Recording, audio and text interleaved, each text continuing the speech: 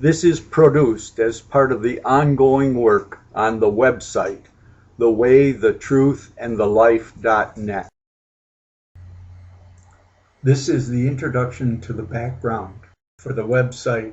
It is Saturday, October 30th, 2010. I'm in my Russian apartment.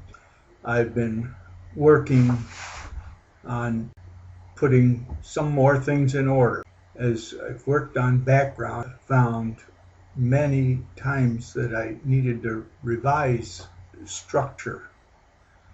The most important recognition was the confusion our society makes between culture and society, how the word culture has become corrupted.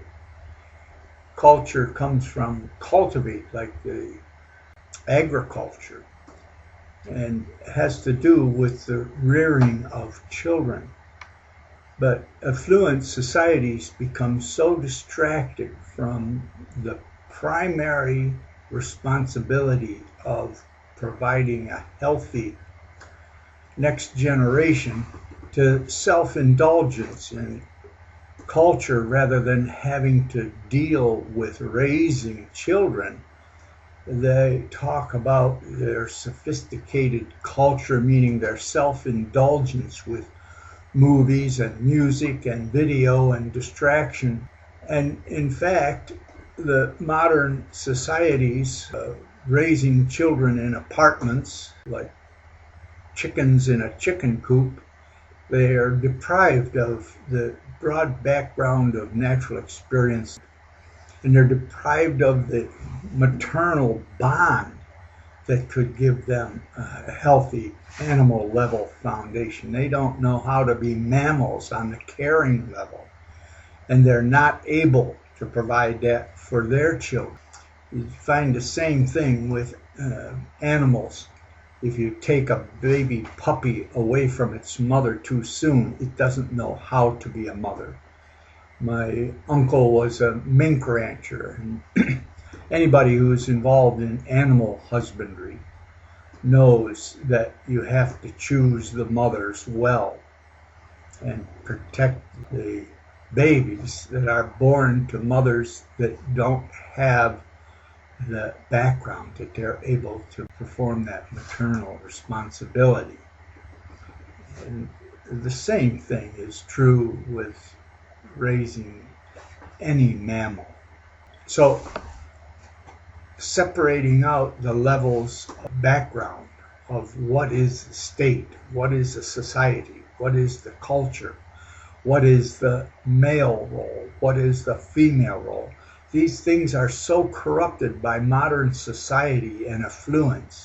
I discovered that this is the thread that goes through the problem with affluence, whether it's in the Roman Empire, whether it was in Europe. The sadomasochism of the upper classes is a phenomena where children are deprived of the nursing bond. They're farmed out with wet nurses and babysitters. Examples of the sociopathic and psychopathic behavior can be found in Nero and Christine of Sweden and Catherine the Great, German princess, or the French lord that was a sadomasochist in one of the first crusades. He tortured the Bishop of Constantinople to find out where the treasures were, and he tortured people as he went. He enjoyed. He was sadomasochist. He was one of the upper class raised by a wet nurse. And just look into these things, what we're doing today with our kindergarten and getting rid of children, and women telling you that they need help to raise their children. They're aborting more than live births here in Russia. And they've got a thing where the babushka raises the children. It's just a crime against the children.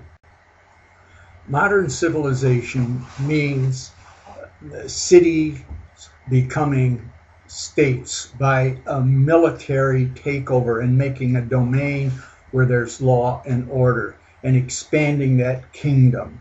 Within the kingdom, like the Roman Empire, there was law and order. And still, where the Aboriginal tribal areas of Africa and South America, the probability of death for men is as high as 60% by warfare.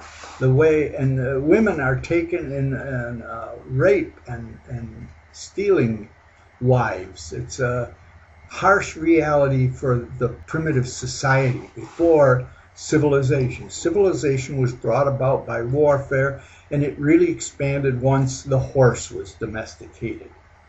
But it also led to the pyramid scheme, rape, pillage, and plunder kingdoms, and even turning that into religion at times, and turning it into the caste system. But that's another matter. What I wanted to say is the millions of years of rape, pillage, and plunder, men living by being fierce and working together with other men and being honorable, tending to survive, and the women that submitted and manipulated as they were taken in rape, pillage, and plunder, and children born out of rape that they didn't really want. You can understand why there's such an easy of abortion and children not wanted by women. I'm not talking about bad people. I'm talking what survived. What type of male behavior led to survival for males? What type of female survival led to survival of females? We can see this in birds, different types of mating and so forth, and it's not something of a morality issue what exists here. It's what survived to procreate. We've even got birds that lay their egg in another bird's nest, and that egg ends up throwing the natural babies out of the nest and is fed by the mother. So there's all kinds of corruption in God's creation. And God created them that way. The rules of survival is what survives, is what propagates. So sometimes bad things propagate. And the genetics of men and women are different. And what survived with women, with their powerlessness, was their ability to manipulate and deceive. And they were often victims. And they had children they didn't want. So there's many problems here in just being a natural mother or father, and the conflicts are within. And then they, from the upper classes, become powerful as adults because of inheritance. Now, there's nothing wrong with inheritance in a healthy culture where, like the farm family and the sons inherit the farm or parts of it because they're part of it. They're working with the father. They know it. They love it. They've learned it. It's not inheriting power. It's inheriting competence, and that's a different matter.